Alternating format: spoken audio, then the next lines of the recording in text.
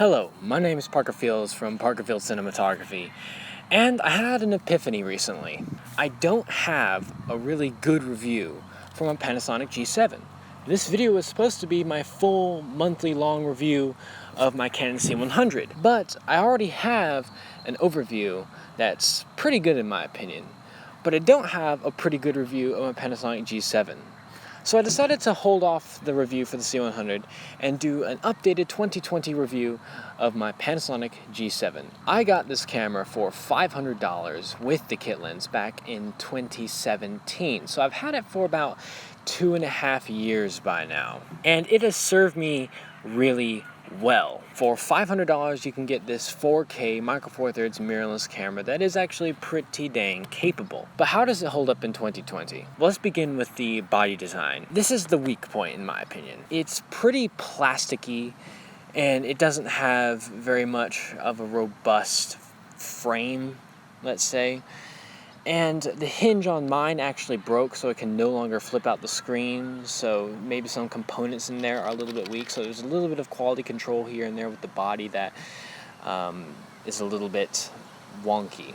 But despite the hinge being broken, and despite a couple of scratches on the top, I haven't had any problems with it. My recommendation would just be do not put it through what it cannot handle. So things like rain, a lot of dust, a lot of dirt, if you're tossing this thing around, it's not going to handle that very well. However, continuing on to the internals, such as the 16 megapixel Micro Four Thirds sensor, this is where we get to the good stuff. That 16 megapixel Micro Four Thirds sensor inside is capable of recording 4K video up to 30 frames per second and 1080p up to 60 frames per second. Well, yeah, that's nothing special these days, especially with cameras such as the EOS R5, which can do 8K at 30 frames per second and 4K at 120 frames per second. But you cannot forget that this camera nowadays will cost you under $400. Really, it shows that 4K is now more affordable than it ever has been in mirrorless camera history. And what about that 4K? Well, it records 4K at 100 megabits per second, and some people are going to be taken aback by that because that's a little bit low.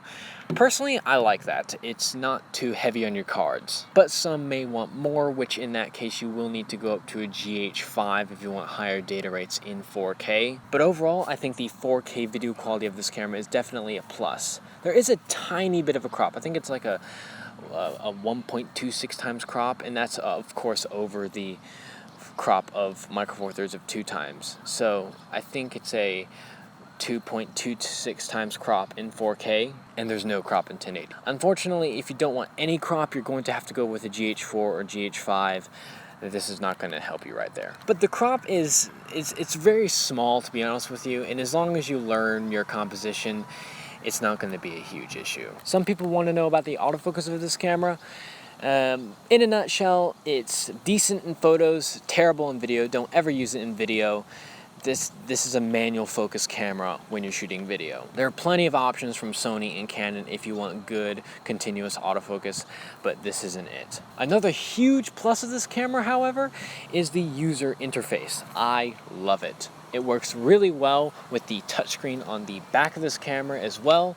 You can navigate through the menus incredibly easily and seamlessly. Everything's very easy to understand. And I remember when I first got this camera, the learning curve was not huge. So I believe that for beginners, this is actually a pretty good choice. And even if you're more advanced or a prosumer or hobbyist or something like that, this gives you plenty of options to be able to customize your experience with the, I believe, 3 customizable buttons on this camera. So the controls aren't barren, but they're also not abundant like the GH5. I think it's a good compromise between something like a GH5 and something more bare bones like the most entry-level basic DSLR. But what about the Micro Four Thirds sensor inside?